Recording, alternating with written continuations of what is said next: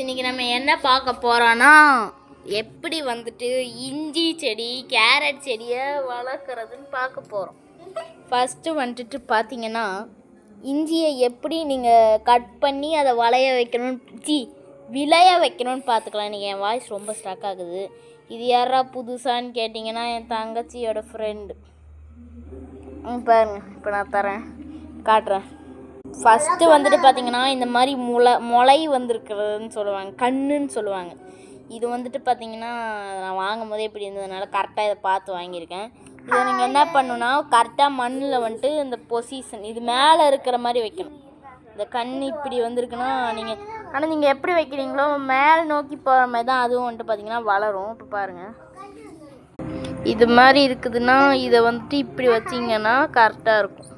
இது மாதிரி நான் நிறைய நட்டுருக்கேன். இப்போ இது பாருங்கள், இதுதான் இஞ்சியோட ஒரு 3 months 2 month இவ்வளோ தான் வளரும். உங்களுக்கு வந்துட்டு எனக்கு கொஞ்சம் இது ஸ்லோவாக தான் இருக்குது. கீழே தான் வச்சுருந்தேன், இப்போ தான் எடுத்து இதுக்குள்ளே வச்சுருக்கேன். ஏன்னா கேட்டிங்கன்னா அடியில் இஞ்சி வரும்போது அது வந்துட்டு மண்ணில் போயிடுச்சுன்னா அது எங்கேயாவது போயிடும், அது பாட்டுக்கு இஞ்சி வளைஞ்சிக்கிட்டு உங்களால் தடுக்க முடியாது. அந்த காரணத்துக்காக நம்ம இந்த மாதிரி தொட்டியில் அல்லது க்ரோ பேக் வந்துட்டு கார்டனில் கிடைக்கும், நர்சரி. அதுவும் இல்லைனா நீங்கள் இந்த மாதிரி ஏதாவது சாக்கு பை இல்லை டப்பாவில் போட்டு வளர்த்துக்கலாம். அது மட்டும் இல்லாமல் வந்துட்டு பார்த்தீங்கன்னா இஞ்சி அவங்க அந்த டப்பா எவ்வளோ பெருசு இருக்கோ அது வரைக்கும் வளரும். பாருங்கள், நான் குட்டி குட்டி இஞ்சி நட்டு வச்சுருக்கேன். அடுத்து கேரட் பார்க்கலாம். இந்த மாதிரி கேரட் வந்துட்டு பார்த்தீங்கன்னா கட் பண்ணிக்கோங்க. இது டேமேஜ் ஆகாமல் இருக்கணும் இந்த இடம். இது என்ன பண்ணணுன்னா கரெக்டாக இந்த மாதிரி புதைச்சி வச்சுக்கணும். இந்த மாதிரி வச்சுட்டிங்கன்னா கொஞ்ச நாளில் வந்துட்டு பார்த்திங்கன்னா இந்த இடத்துல வந்து இந்த கொத்தமல்லி இருக்கும் பார்த்திங்களா, அது மாதிரியே வந்துட்டு இலை வந்துட்டு வர ஆரம்பிக்கும்.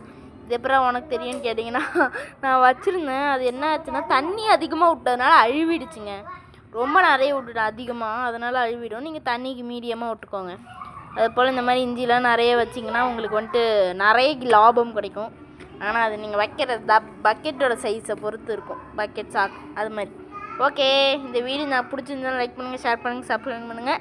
வாய் உள்ளது லைக் பண்ணுங்கள், ஷேர் பண்ணுங்கள், சப்ஸ்கிரைப் பண்ணுங்கள். மறக்காமல் லைக் பண்ணுறது தட்டி விட்ருங்க. ஓகே, பாய். அடுத்த வீடியோவில் பார்க்கலாம். Bye guys.